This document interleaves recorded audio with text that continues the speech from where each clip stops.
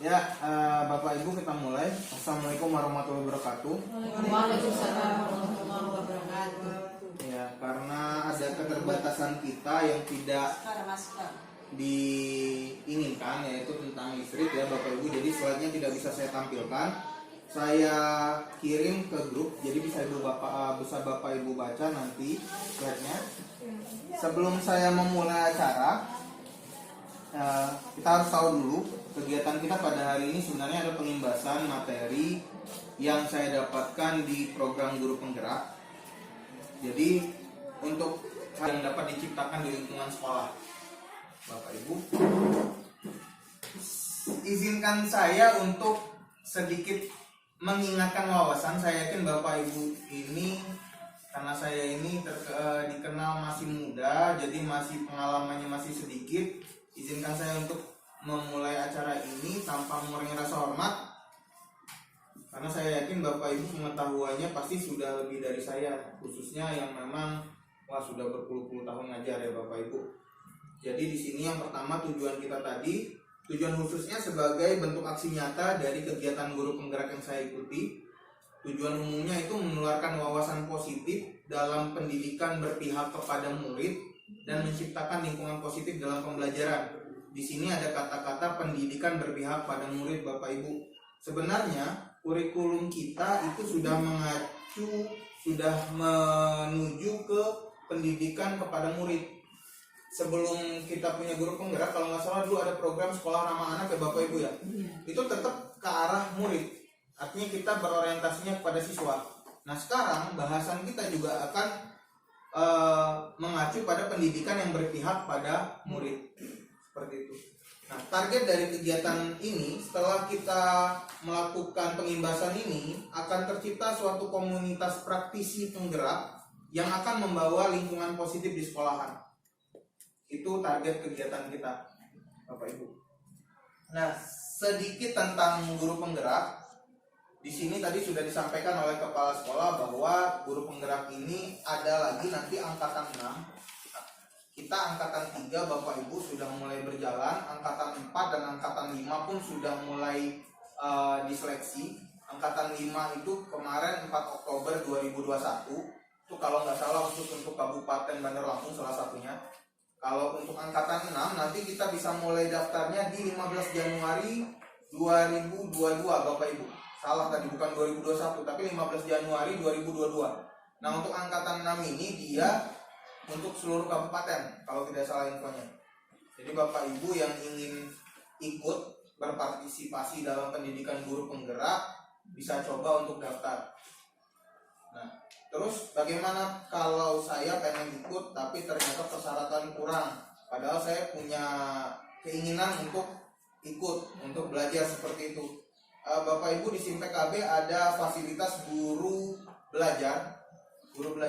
Saya pernah ikut, itu materi-materinya kurang lebih hampir sama dengan materi yang didapatkan di guru penggerak. Yang sekarang lagi dibuka itu seri Merdeka Belajar. Di SIM PKB, di bagian guru belajar itu ada seri Merdeka Belajar. Jadi Bapak Ibu yang merasa ingin menambah wawasannya bisa ikut di kelas guru belajar, seri guru belajar. Sedikit perkenalan dari saya. Nama saya Chandra Pratama Saimar. Ya, untuk guru bidang studi matematika di SMP Negeri 2 Kalianda. Kalau untuk periode pendidikan saya dari SD sampai SMA saya di Lampung Selatan. SD saya di SD Negeri 2 Kalianda. Kalau dulu SD Negeri 2 Rawa-Rawa. SMP-nya SMP Negeri 1 Kalianda. SMA-nya SMA Negeri 1 Kalianda. S1-nya nyoba di negeri tapi ditolak Bapak Ibu, jadi saya keluar ke negeri, melenceng sedikit. S1 saya itu di STKI PPGRI Bandar Lampung, mengambil jurusan pendidikan matematika. Lulus tahun 2014. 2014 lulus langsung mencoba peruntungan honor di SMA Negeri 2 Kalianda. Lalu mulai lagi dulu ada tawaran yang sedikit menjerumuskan, yaitu untuk ikut S2. Pada tahun 2016 saya ikut S2 mengambil program magister di Universitas Lampung, jurusan pendidikan matematika.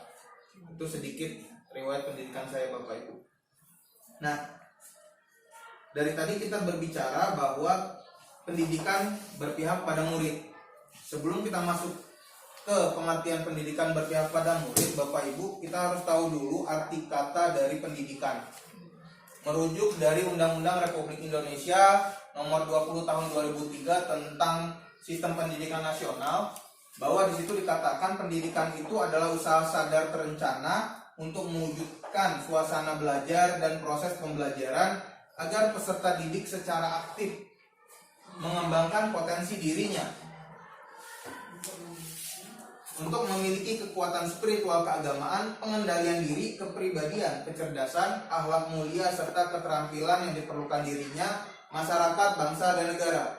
Yang perlu digarisbawahi, Bu, di Undang-Undang Nomor 20 Tahun 2003 ini kata-katanya adalah pendidikan itu adalah usaha sadar dan terencana.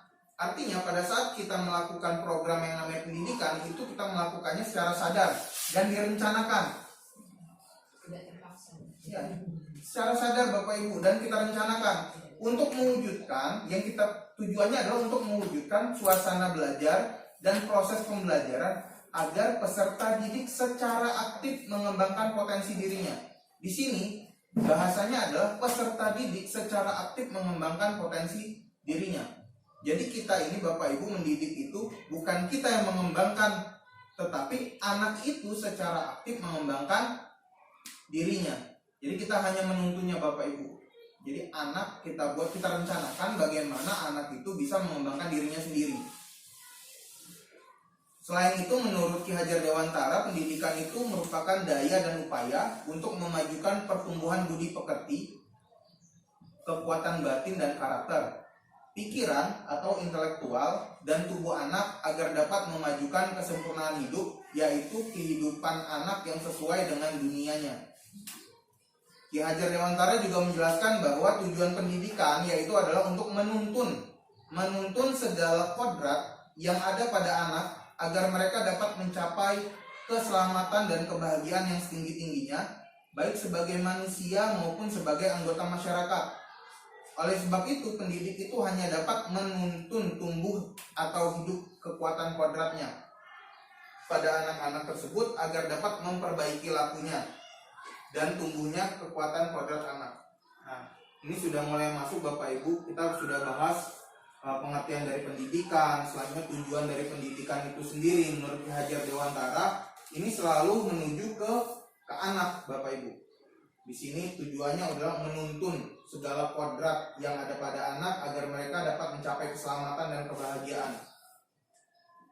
Oleh karena itu, kurikulum pendidikan kita ini akan mengarah ke pendidikan yang berpihak kepada murid.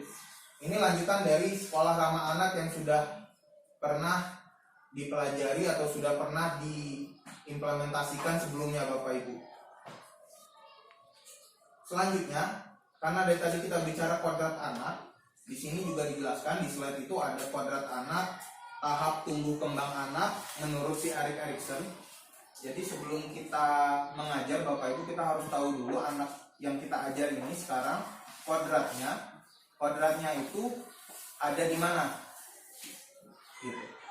Agar yang kita lakukan kepada anak itu benar-benar dapat menuntun kodratnya sesuai dengan kodratnya. Gitu. Di sini ada umur 0 sampai 1,5 tahun, itu dimana anak-anak sedang mencari harapan Bapak Ibu. Jadi kalau yang ada yang punya anak bayi, bisa dibaca-baca lagi yang saya baca bahwa anak itu di sini penuh pengharapan. Makanya anak umur 0 sampai 1,5 tahun kadang-kadang kalau kita larang nggak mau, karena dia percaya bahwa nanti kalau ada terjadi sesuatu kita masih melindunginya. Kalau dia diberi kepercayaan, anak itu akan percaya kepada orang lain. Tapi kalau dia tidak kita berikan kepercayaan atau harapannya itu kita ingkari seperti itu Bapak Ibu, maka anak itu akan tumbuh menjadi orang yang tidak percaya dengan orang lain. Seperti itu. Selanjutnya kalau untuk usia 1,5 tahun sampai 3 tahun, dia itu membutuhkan otonomi Bapak Ibu. Jadi dia itu butuh kebebasan, kepercayaan dari kita untuk melakukan sesuatu sendiri. Sehingga kalau dia tidak diberikan kebebasan tersebut, nanti hasilnya dia itu akan jadi orang yang rendah diri, orang yang minder, merasa tidak bisa melakukan apapun. Makanya kita harus lihat dulu perkembangan anak kita ini, jangan sampai memang menurut kita berbahaya, tapi kalau dia tidak diberikan kepercayaan bahwa dia bisa mengatasi itu, dia akan menjadi anak yang rendah diri, Bapak Ibu.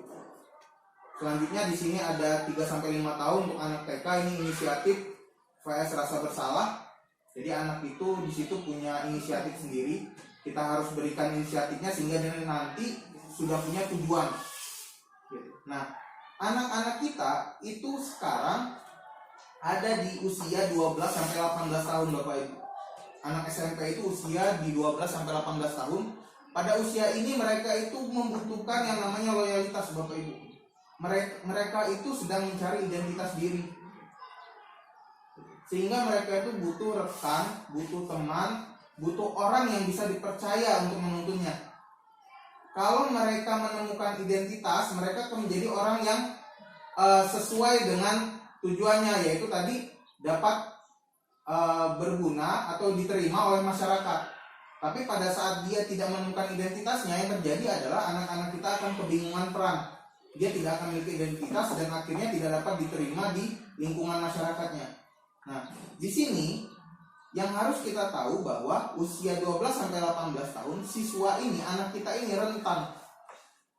Karena dia masih belum tahu perannya apa, dia hanya ikut yang menurut dia, percaya kepada dia, mendukung dia, dan berpihak kepada dia. Nah, di sini peran kita guru, jangan sampai siswa itu merasa bahwa ibu itu, bapak itu tidak pernah mau mendukung saya, sehingga dia akan kehilangan peran dan lebih percaya dengan orang lain yang menuntunnya ke arah yang salah, Bapak Ibu. Jadi kita harus tahu dulu di sini tahapan tumbuh kembang anak kita yang kita hadapi itu sedang seperti apa. Saya yakin Bapak Ibu untuk materi ini sudah pernah didapat. Kita hanya mengingatkan lagi ya Bapak Ibu. Nah, selanjutnya sedikit sebelum ke materi yang lebih dalam lagi, sedikit ada kegiatan di sini Bapak Ibu, namanya trapesium usia. Di sini saya mintakan kita buat diagram. Kita buat diagram trapesium, boleh kita bayangkan saja Bapak Ibu. Di sini ada diagram trapesium. Trapesium itu artinya dari bawah kita buat garis miring ke atas, ya kan? Selanjutnya kita buat lurus mendatar, ya, mendatar terus turun ke bawah. Nah, ingatlah pada saat kita membuat garis dari bawah miring ke atas, itu adalah usia pada saat kita sekolah. Artinya kita mulai belajar itu usia dari usia berapa? Dari 0 kan kita mulai hidup Ibu ya. Kita mulai bersekolah misal usia 5 tahun sampai 21 tahun kita kuliah. Ya. Selanjutnya di situ garis yang lurus adalah garis mendatar yang menunjukkan usia kerja kita. Pada salah satu titik di ujung garis, tulis usia Anda saat ini. Nah, selanjutnya pada paling ujung itu ada usia pensiun kita. Menurun artinya produktivitas kita akan menurun. Nah, di slide selanjutnya bisa dilihat itu Bapak Ibu, itu contohnya seperti itu. Jadi di usia sekolah saya minta Bapak Ibu menuliskan satu peristiwa positif yang pernah dialami, satu peristiwa negatif yang pernah dialami. Nah, dari sini kita belajar bahwa tiap orang, setiap individu nanti akan mengalami sebuah peristiwa yang positif.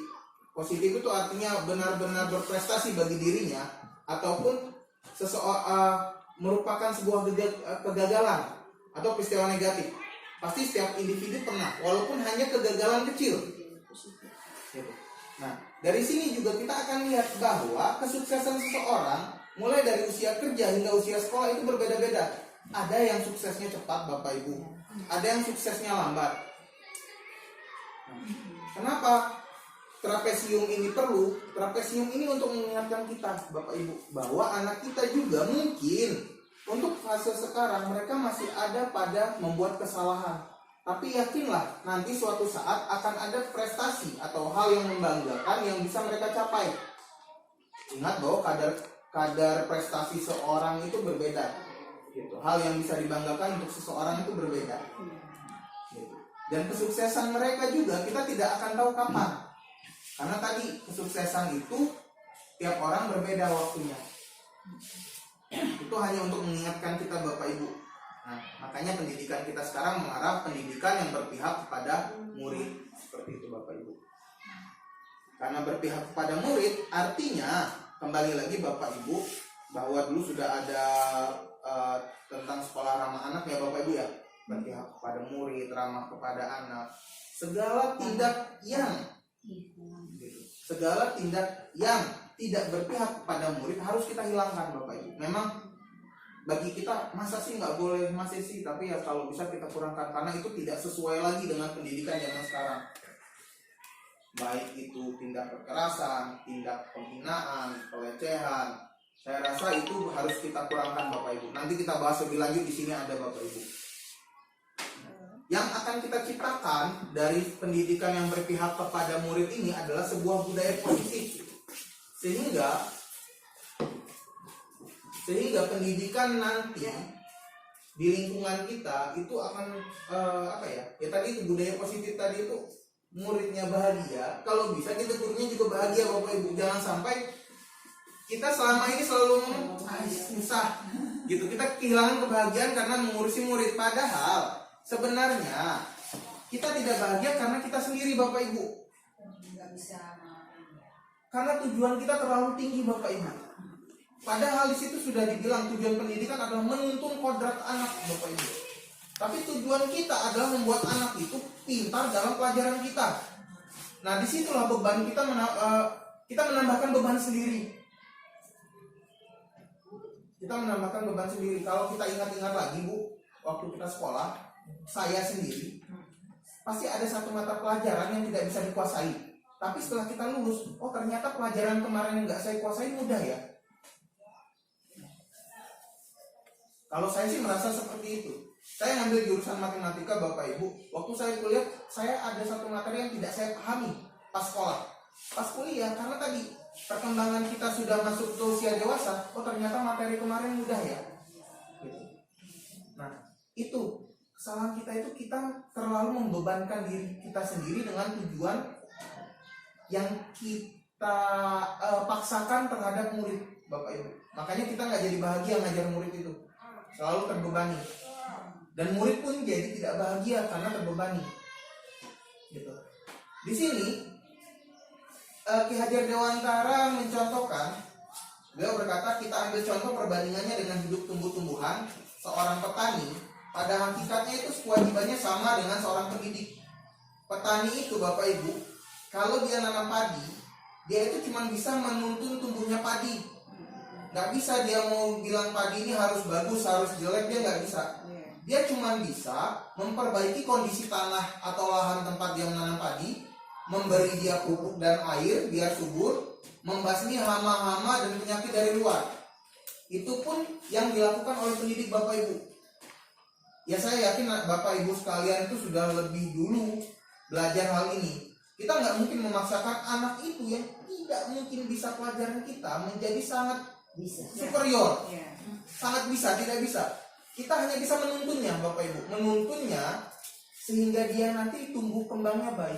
Masalah hasilnya nanti apakah dia akan menjadi kualitas super atau hanya kualitas biasa, itu sudah kodratnya nanti. Kita apakah nanti akhirnya kita apakah dimakan hama seperti itu ya?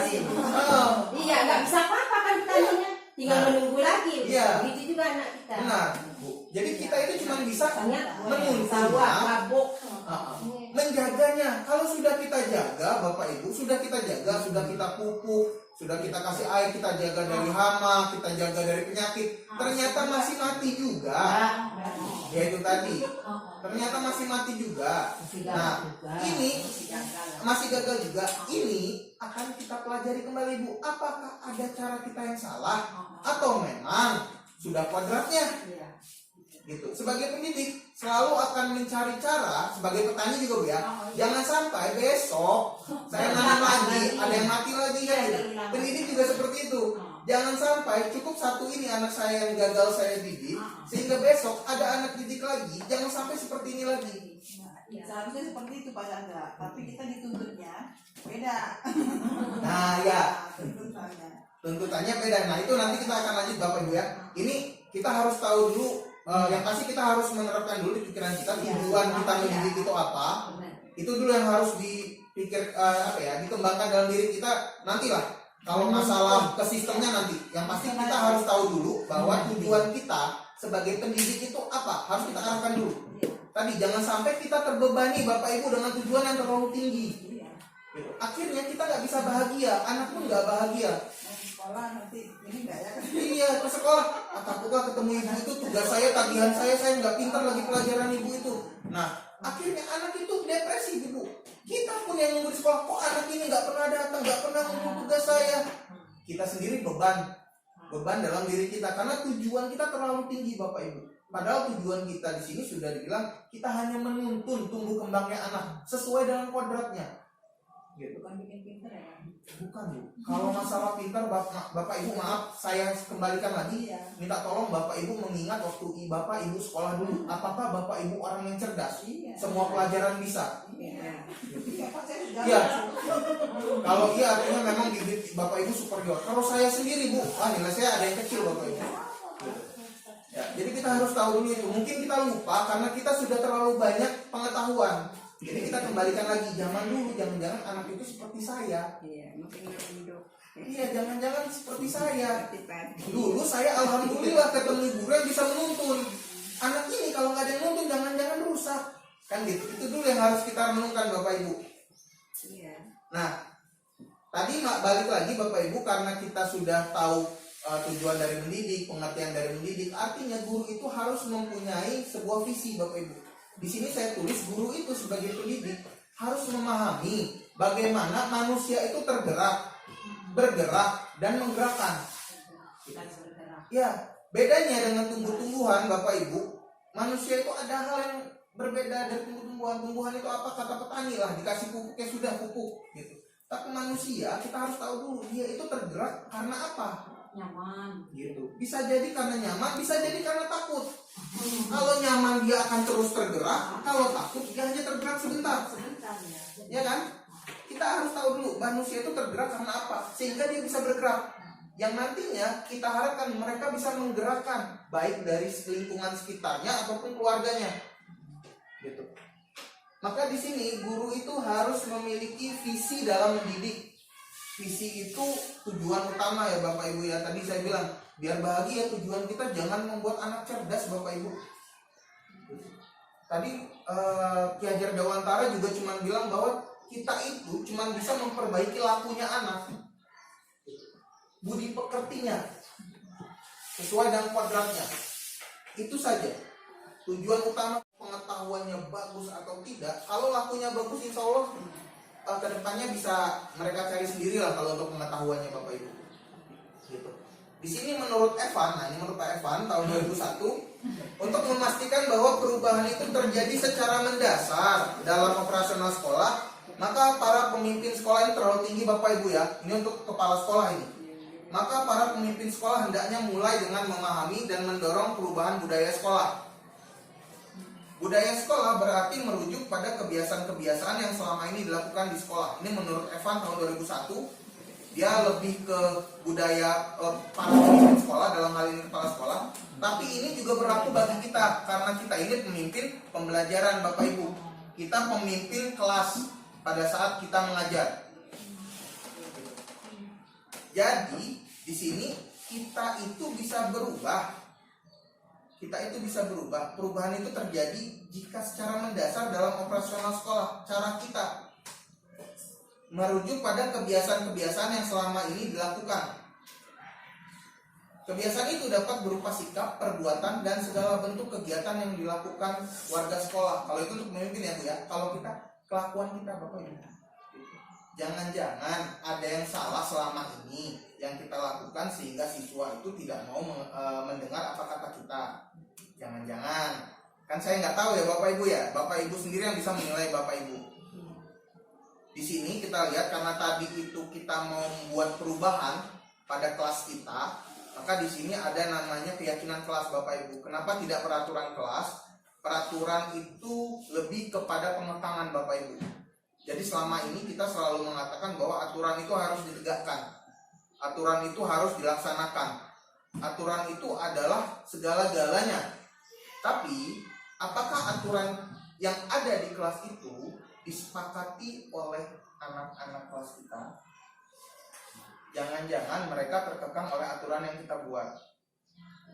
Maka anak-anak itu harus paham dulu Bapak Ibu. Kita buat dulu yang namanya keyakinan. Saya sudah coba Bapak Ibu, kalau aturan itu kita coba buat dari keyakinan masing-masing anak, mudah-mudahan kalau memang ada anak yang melanggar aturan yang sudah dibuat ya Bapak Ibu ya, kita tinggal menanyakan, kamu yakin dulu bahwa ini hal yang salah, tapi kamu lakukan.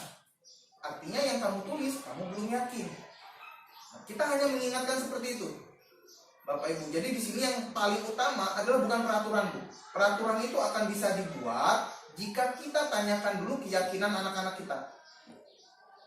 Keyakinan itu bisa kita tekankan kepada mereka. Apa itu keyakinan? Keyakinan itu hal yang kamu percayai dan harus kamu lakukan.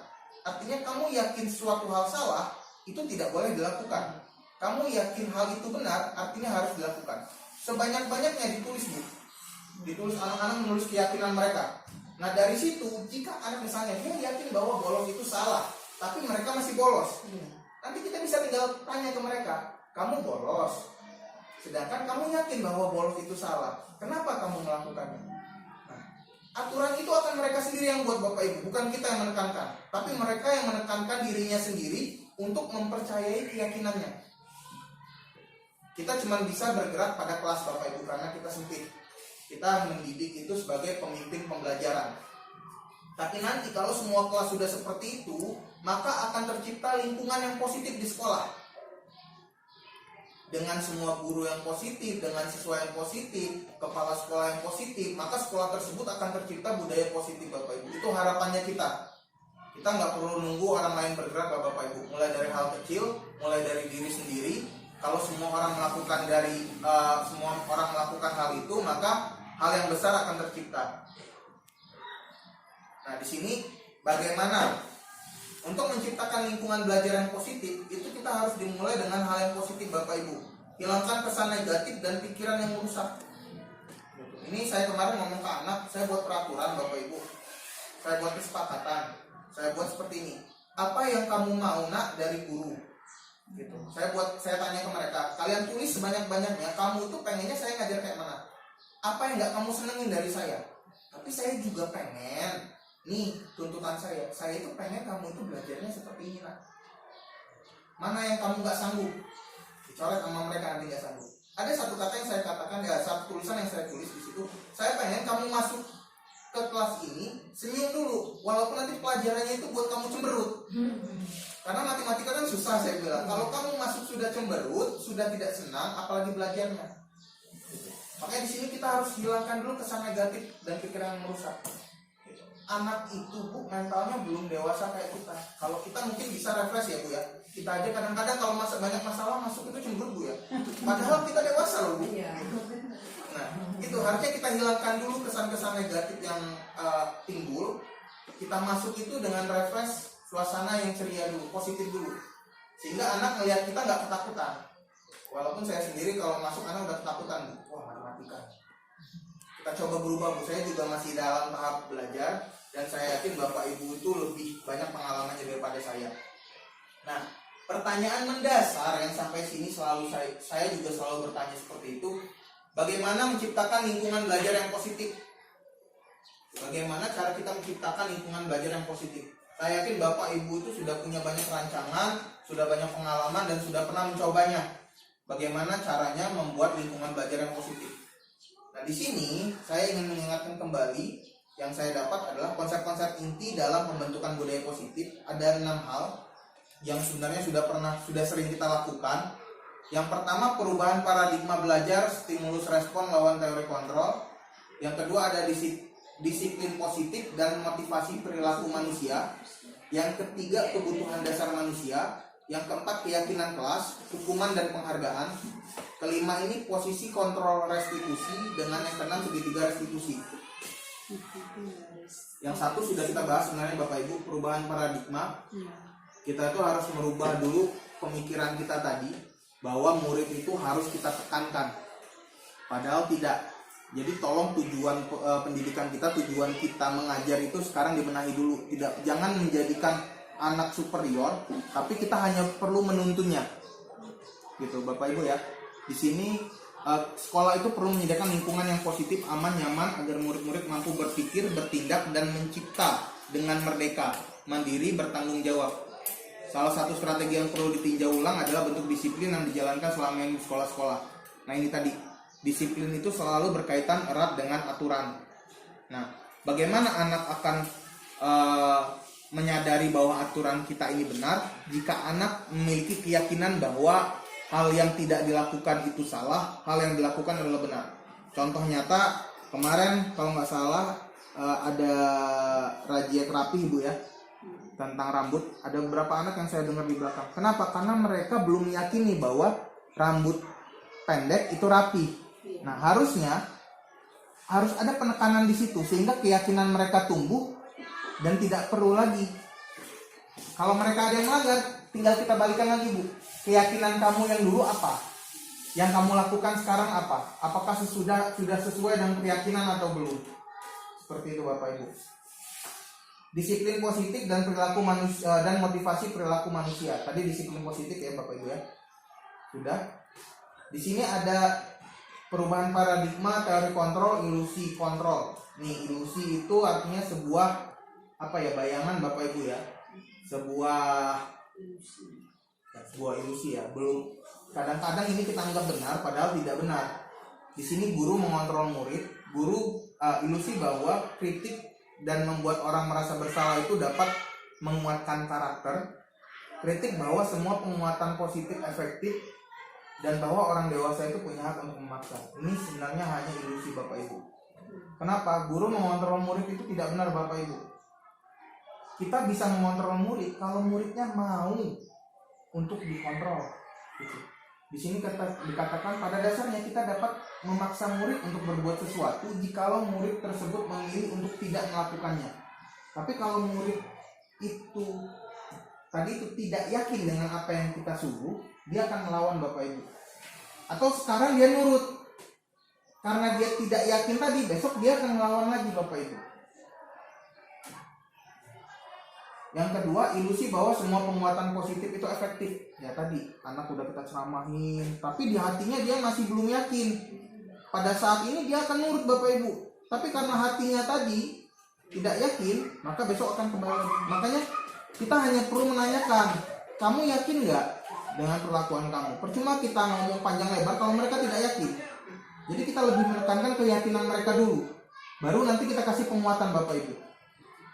Selanjutnya ilusi bahwa kritik dan membuat orang merasa bersalah dapat menguatkan karakter. Ini tadi hampir sama dengan tadi. Kalau tadi penguatan positif, kalau kita ya kritik lah, bahasa kritik ya, kita jelaskan mereka itu salah, mereka itu pokoknya melakukan tindakan yang tidak baik dan lain-lain, tapi hatinya tidak mengikuti apa kemauan kita, maka akan terjadi hal yang percuma Bapak Ibu.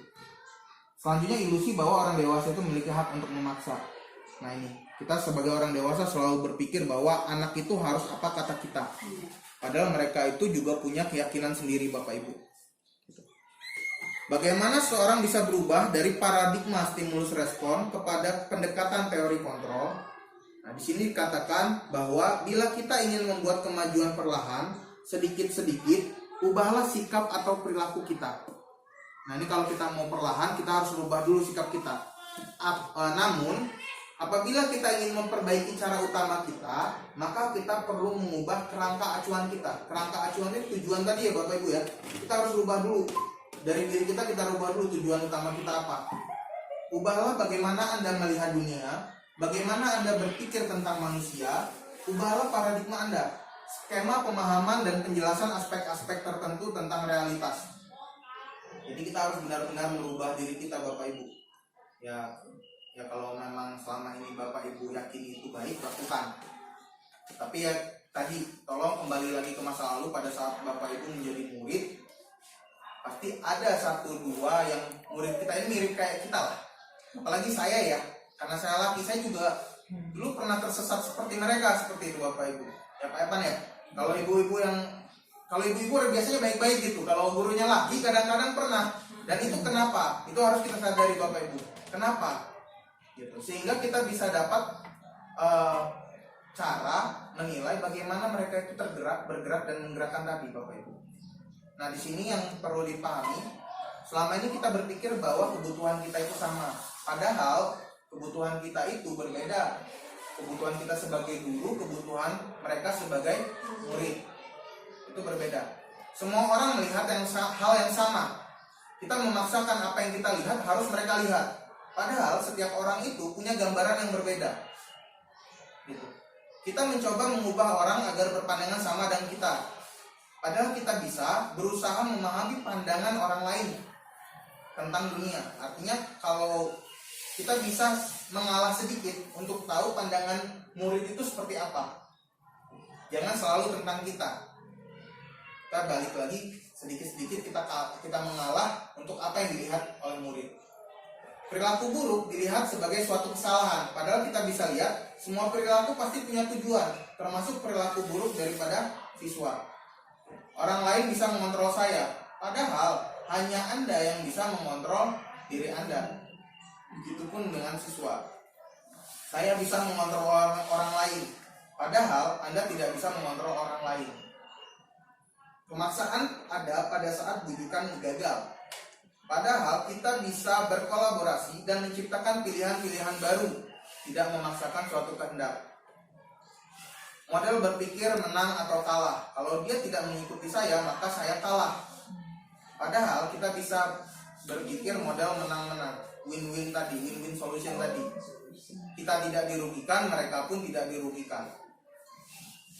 Di sini bagaimana cara membuat murid disiplin? Siapa yang bisa mendisiplinkan murid? Apakah guru bisa mendisiplinkan murid? Ataukah kepala sekolah? Ataukah orang tua? Ataukah hanya murid itu sendiri? Mengapa? Ini Bapak Ibu bisa jawab sendiri. Dan saya yakin sudah sedikit tergambar jawabannya setelah kita mendapat materi sebelumnya. Ini pengertian disiplin Bapak Ibu menurut Ki Hajar Dewantara. Di mana ada kemerdekaan, di situ harus ada disiplin yang kuat. Sungguh pun disiplin itu bersifat self-disiplin. Jadi disiplin diri, yaitu kita sendiri yang mewajibkan kita dengan sekeras-kerasnya. Tetapi itu sama saja, sebab jikalau kita tidak cukup melakukan self-disiplin, wajiblah penguasa lain mendisiplinkan kita. Jadi tidak lepas Bapak Ibu dari kita peran sebagai guru untuk mendisiplinkan siswa. Jadi kalau sudah mereka yakin itu salah dan mereka masih melakukan, wajiblah kita sebagai gurunya untuk mendisiplinkan mereka, Bapak Ibu ya. Nah, ini teori motivasi perilaku manusia Bapak Ibu. Tadi kita tahu bahwa manusia itu bergerak pasti karena ada sesuatu. Nah, salah satunya motivasi siswa kita itu bergerak. Yang pertama itu dia untuk menghindari sesuatu yang tidak nyaman Bapak Ibu, atau hukuman. Dia menuruti apa kata kita karena dia takut dihukum Bapak Ibu. Yang kedua, dia bergerak karena dia pengen dapat imbalan. Apakah itu pujian, apakah itu nilai, apakah itu hadiah. Dia berharap itu Bapak Ibu. Nah, yang terakhir, ini yang coba kita kembangkan. Dia bergerak itu untuk menghargai dirinya sendiri. Nah, ini sangat luar biasa Bapak Ibu ya. Boleh sekarang, mungkin kemarin atau kemarinnya lagi, kita selalu menggunakan hukuman agar anak kita tergerak. Tapi harus kita arahkan agar anak itu tidak selalu dihukum baru bergerak. Maka hukuman itu harus kita rubah Bapak Ibu. Ingat bahwa ilusi menghukum itu tidak semuanya akan baik. Jadi kalau kita tidak hukum, kadang anak-anak malah nggak mau gerak lagi ya. Begitu juga untuk imbalan Bapak Ibu. Kalau kita nggak ngasih imbalan, anak itu pasti akan berhenti bergerak. Tapi berbeda kalau anak itu menghargai dirinya sendiri dan paham bahwa kalau dia tidak bergerak, maka dia tidak menghargai dirinya sendiri. Nah, ini kebutuhan dasar manusia Bapak Ibu. Anak-anak kita itu bertahan, bukan anak-anak kita saja, kita juga sebagai manusia pasti ada kebutuhan-kebutuhan yang ingin kita capai. Kebutuhan pertama itu adalah kebutuhan tentang penguasaan Bapak Ibu. kita ini memiliki hasrat ingin menguasai. Mau tidak mau, suka tidak suka, pasti kita memiliki hasrat untuk menguasai. Lalu kita punya hasrat untuk kebebasan Bapak Ibu. Ada juga mencari kesenangan. Dan yang terakhir, kita mencari cinta kasih atau rasa memiliki dan dimiliki. Itu adalah kebutuhan dasar manusia untuk bertahan hidup Bapak Ibu. Bukan sandang, pangan, papan. Penguasaan. Anak-anak pada saat mencari identitas, mereka itu pengen menguasai sesuatu loh Bapak Ibu. Entah temannya, entah wilayah tertentu. Nah, kita harus menuntun mereka agar penguasaan ini tidak salah. Begitu juga kebebasan. Jadi kalau ada anak yang melakukan suatu kesalahan, kita lihat dulu kira-kira kebutuhan apa sih yang mereka coba penuhi. Kalau mereka mencoba penuhi kayak pohon pisang kemarin Bapak Ibu, kalau kita lihat pasti mereka mencari kesenangan dengan memukul itu. Dia mencoba untuk memenuhi kebutuhan kesenangannya.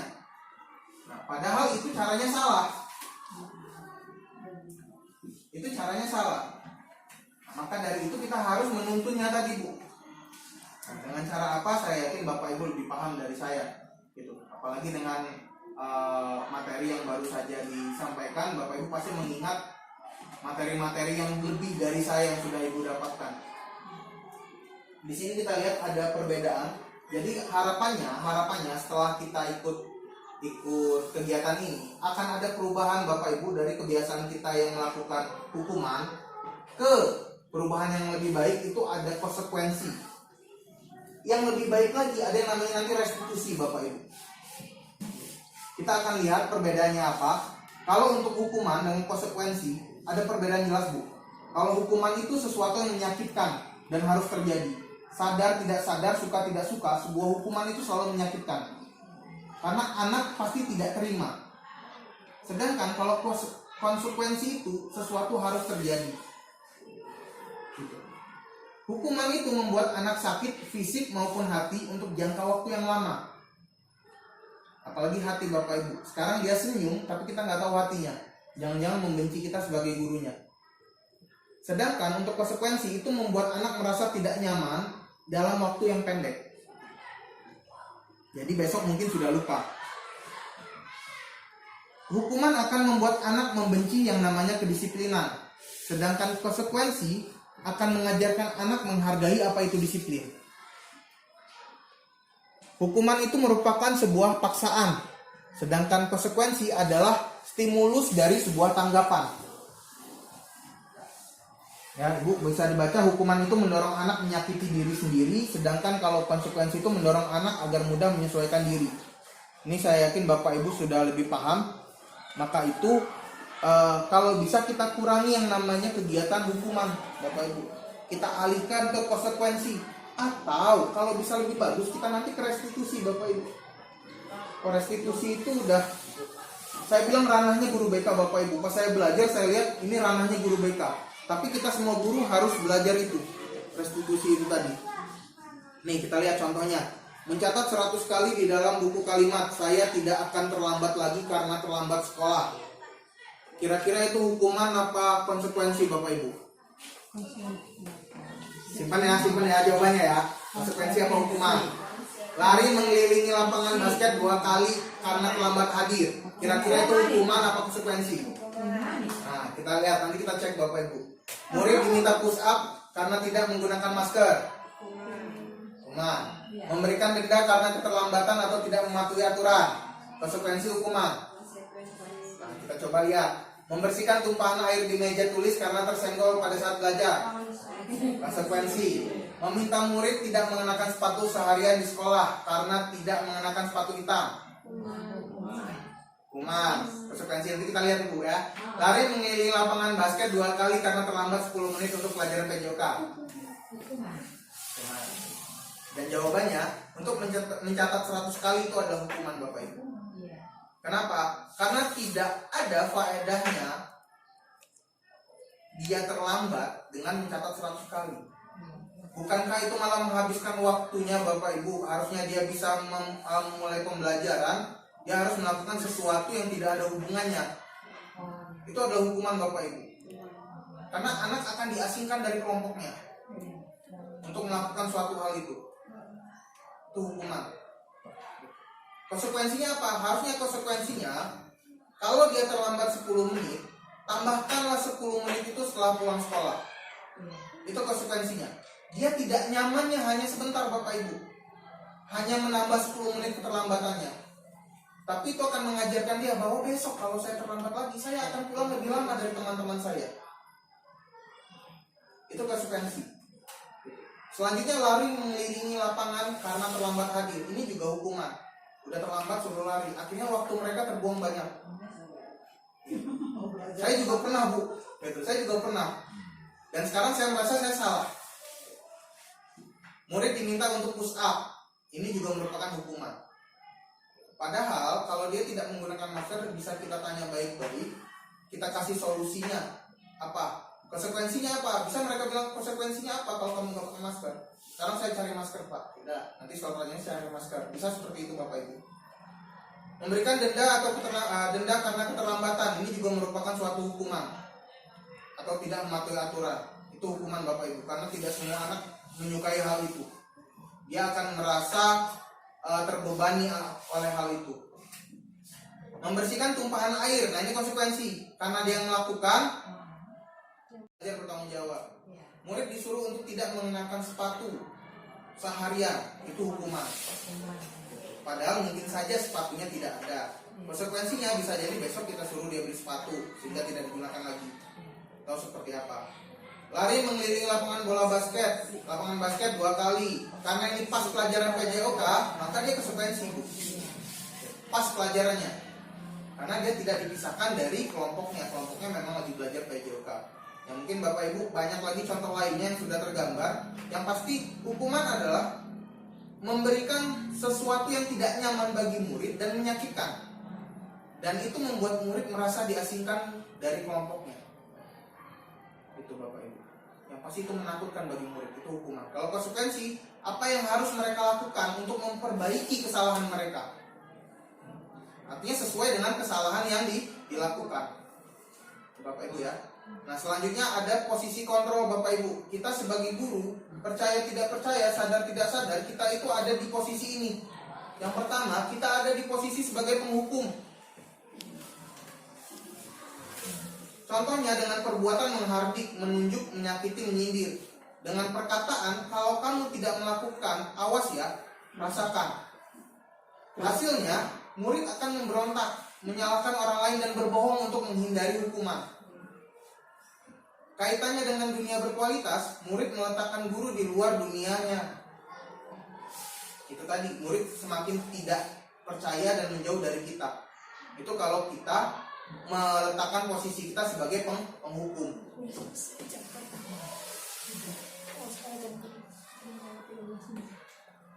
Selanjutnya, membuat orang merasa bersalah. Ini juga secara sadar tidak sadar kita lakukan Bapak Ibu. Saya juga termasuk. Posisi kontrol yang pernah kita lakukan itu membuat orang merasa bersalah. Dengan menceramahinya, mengatakan seharusnya kamu itu seperti ini. Ibu kecewa karena kamu seperti ini.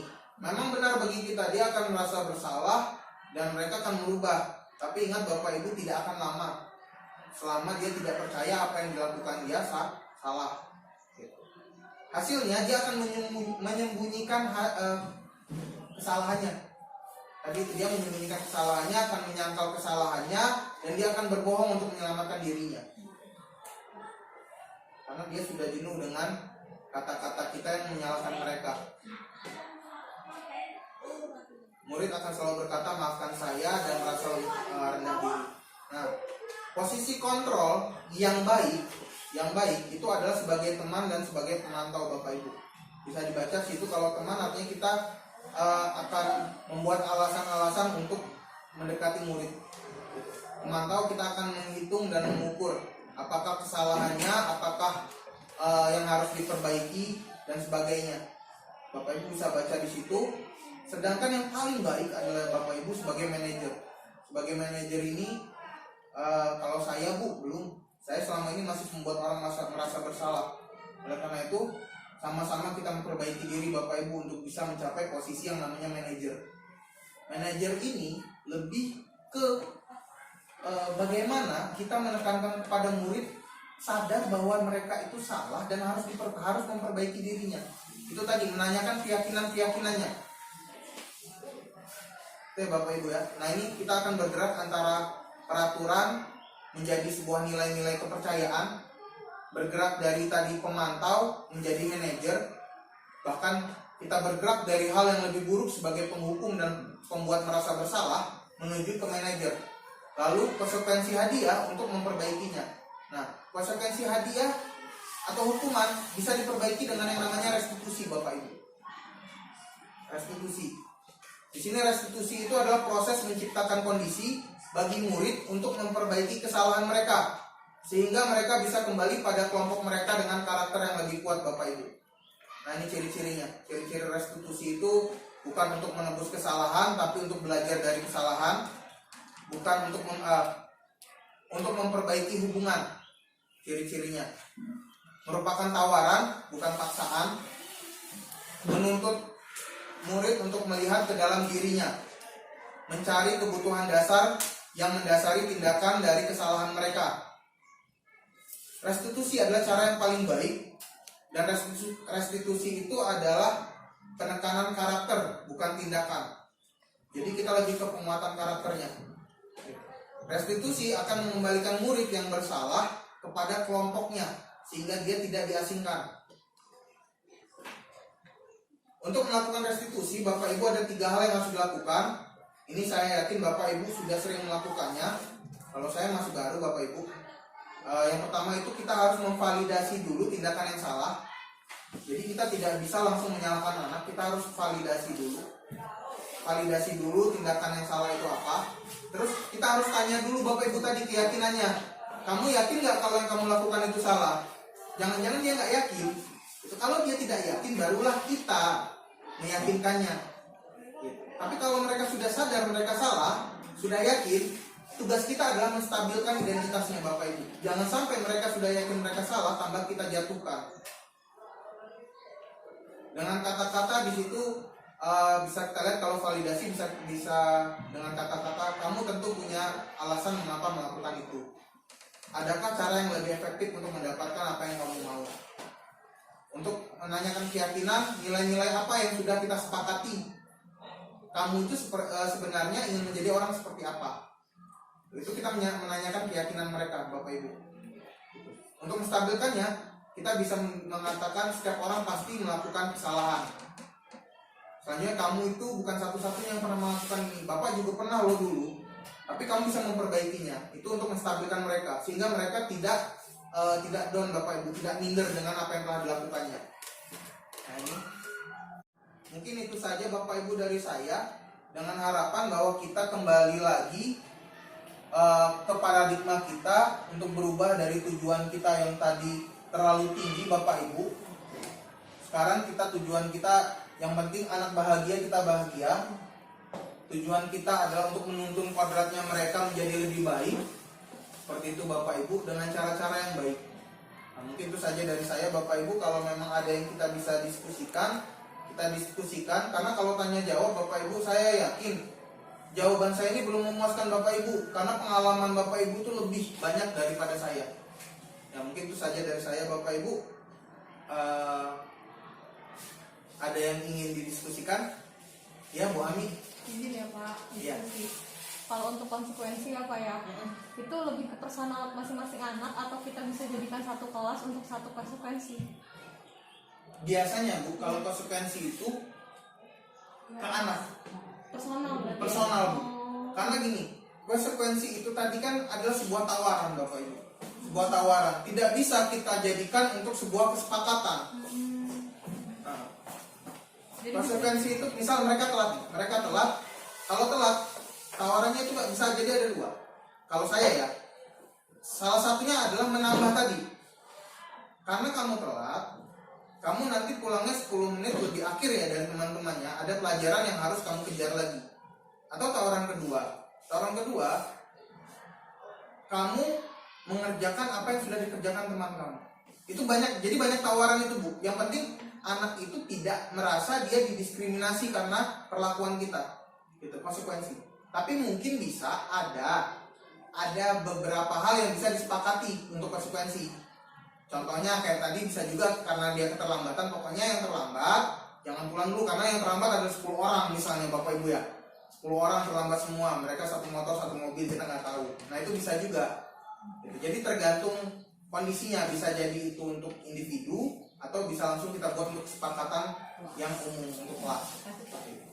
Kalau menurut saya Bapak Ibu, tapi kalau menurut Bapak Ibu saya yakin kayak Bupit, Tapi bisa Bu untuk kelas Endang juga itu kok. pengalamannya lebih banyak. Enggak, maksudnya bisa untuk kelas bukan lebih. Jadi secara umum dia kita ngomong di kelas. Jadi kalau yang terlambat itu konsekuensinya ini ya nak. Jadi Nah. pada saat mereka terlambat gak usah diomongin lagi, itu konsekuensinya. Mereka sudah sadar, sudah ya. tahu semua gitu ya. Yang pasti tadi Bapak Ibu sebenarnya hampir mirip-mirip antara hukuman dan konsekuensi. Mirip Bu. Yang membedakannya adalah hukuman itu terkadang menyakiti anak baik secara fisik ataupun secara hati. Gitu. Secara langsung tidak langsung. Fisik secara langsung, hati secara tidak langsung Bapak Ibu. Membuat mereka merasa takut tapi tidak menghargai apa yang mereka lakukan. Jadi hanya ketakutan saja yang didapat, kedisiplinannya enggak. Gitu. Dia takut kalau dia melakukan nanti jangan-jangan saya terkena hukuman lagi, baik fisik atau cecaan. Gitu. Dia hanya takut saja. Besoknya guru tersebut tidak ada, dia akan lagi seperti itu. Ah nggak ada ini bapaknya, nggak mungkin saya dihukum. Nah yang kita khawatirkan seperti itu Bapak Ibu. Makanya mulailah bergerak dari yang namanya hukuman ke konsekuensi, ke restitusi tadi, sehingga anak itu bisa menilai dirinya sendiri apa yang mereka yakini baik, apa yang mereka yakini buruk. Itu harapannya seperti itu. Kita juga masih belajar Bapak Ibu, kita sama-sama belajar. Makanya harapannya setelah kegiatan ini akan ada komunitas praktisi tadi. Mungkin yang lebih senior Bapak Ibu yang sudah banyak pengalamannya bisa mengajarkan ke kita yang baru bagaimana menangani anak-anak seperti ini tanpa menyakiti mereka, baik fisik maupun hatinya. Nah, seperti itu Bapak Ibu ya. Ada lagi Bapak Ibu atau cukup? Kalau udah dibuka malah.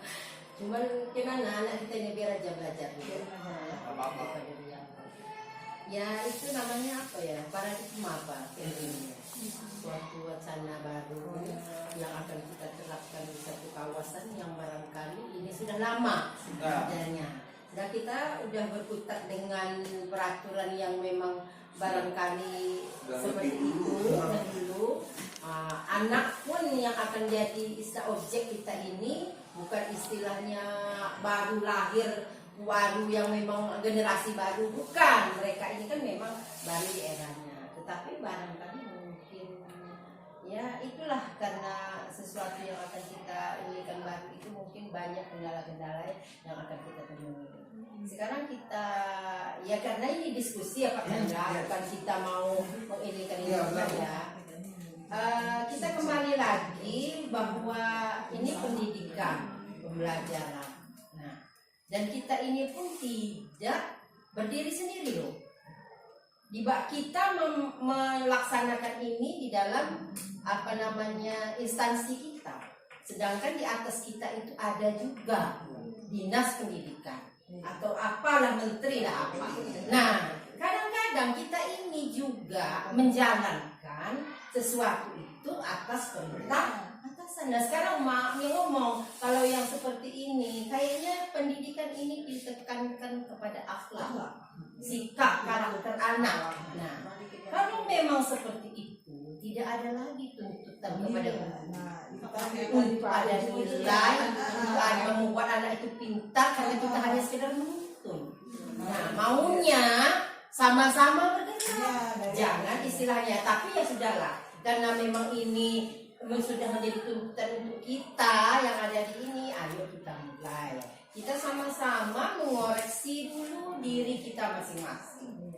Apakah yang selama ini kita lakukan itu, ya taruhlah kalau memang menurut kita yang dulu itu sudah benar, nah ternyata sekarang itu salah. Nah untuk memulai seperti itu ya mungkin tidak semudah membalik dan telapak tangan katanya itu tadi, karena kita itu harus apa ya belajar ulang dan kemudian menginikan antara keadaan kondisi siswa kita itu dengan keinginan yang ada di dalam paradigma itu tadi. jauh-jauh kita ambil contohnya tadi hukuman. Kemudian apa yang kita ucapkan dengan anak itu membuat anak itu bagaimana, ya itu kita pahami dulu lah kita masing-masing. Ini kan peraturan itu maunya disiplin, sedangkan disiplin itu tadi katanya Disiplin itu sebenarnya ada dari diri sendiri. Peraturan, jadi aturan itu memang untuk menekankan. sementara mungkin ya karena anak itu kan bukan lahir dari kita, bawaan rumahnya. Nah harusnya barangkali mungkin disiplin itu dari sana. Nah kalaulah mungkin kedisiplinan itu tidak sana, sekarang kita baru mau membuat mereka itu disiplin. Nah itulah kadang-kadang yang membuat kita darah tinggi kita setidaknya tapi kita mencontohkan lah yang ya. Kita Nah mencontohkan jadi dari maksudnya dulu. itu mau ada istilahnya mau pelan-pelan menghilangkan ini itu tadi. Ya, jadi Bapak Ibu memang benar. Saya juga pas begitu dapat materi ini Bapak Ibu, saya pikirkan satu, tuntutan kurikulum selalu berbeda dengan apa yang ya sementara kalau umpama ya kita membenahi etika anak, tapi mereka menilai ya sementara kita tinggal 2 jam itu sebentar loh. Kita ngomong, memberikan contoh, memberikan ini, habis kita nggak belajar pokok bahasan ini lewat. Nah tetap saja semester Harus itulah soalnya. nilainya harus lulus, anak harus naik kelas. Iya, barangkali kalau mungkin itu nanti pelan-pelan mau diperbaiki mau ini, paling tidaklah dengan adanya apa yang Bapak sampaikan ini tadi, setidaknya memotivasi diri kita untuk memperbaiki kalau yang memang selama ini apa yang kita lakukan itu dulu itu atau sekarang ini salah itu karena adalah sering memaksakan. Kayak tadi Sekarang udah tahu. buat masukan juga Pak Chandra kan masih lama nih ya istilahnya ininya. Siapa tahu ada bahasan itu Pak iya, nanti benar, Bapak Ibu. bisa Saya juga nunggu, dibahas Bapak ya Ibu. istilahnya kok masalah kurikulum berbeda dengan apa yang diinginkan Iya, sekolah. iya. Ya, mudah-mudahan kita ada diskusi solusi. Bapak Ibu ya, tadi saya bilang diskusi karena saya yakin pengalaman saya kurang, dan kami guru penggerak itu sekarang sudah masuk ke modul 2 itu tentang pembelajaran diferensiasi dengan pembelajaran emosional sosial PSE. Nah di situ berdiferensiasi sebenarnya. Kalau ada pertemuan lagi saya mau bertanya seperti ini, kalau semua anak itu kita berikan hal yang berbeda, kalau gitu jangan soal yang sama. Iya. Ya Bu ya, karena diferensiasi itu setiap anak memiliki kemampuan yang berbeda, Iya. ya kan? Artinya anak itu memerlukan stakeholder yang berbeda, dukungan berbeda. Anak yang superior tanpa bantuan pun mereka bisa mengerjakan. Tapi pada kenyataannya soal yang diberikan sama saja bohongan Kalau gitu. posisi sama kalian aja beda, Ya. harus soalnya beda. Nah, itu yang saya harapkan, tapi masih belum ada Ya, kesempatan Bapak seharusnya Ibu. beda kan. Termasuk Masih sama. termasuk yang tadi kita mendasari kita tadi bahwa kita ini menuntun ya Bapak Ibu. Sebenarnya budaya positif ini bisa diterapkan jikalau ada dukungan dari atas, dalam hal ini dinas pendidikan sebagai pembuat keputusan ya Bapak Ibu. Selanjutnya kita sebagai pelaksana kegiatan, orang tua. Nah ini yang kata Ibu tadi, jangan-jangan di rumahnya tidak diajari gitu. Orang tua ini harus Bapak Ibu sebenarnya, baru nanti ke murid sebagai objeknya. Jadi harapannya nanti setelah lulus kegiatan ini, jawab pertanyaan-pertanyaan yang ada di benak kita terjawab Bapak Ibu. Tapi yang penting dari pertemuan ini kita bisa tahu dulu bahwa ada yang harus kita rubah loh Bapak Ibu dalam setiap yang kita lakukan. Mungkin karena kehilapan kita yang sudah terlalu lama jadi guru, atau karena kita yang baru jadi guru belum tahu bahwa itu salah. Ada 2 kemungkinannya, karena sudah terlalu lama atau karena baru. Nah, kita balik lagi ke kesadaran kita bahwa tadi kan pendidikan usaha sadar dan terencana Bapak Ibu. Mungkin itu saja. Diskusinya mungkin berakhir ya Bapak Ibu ya. Kita cukupkan dulu.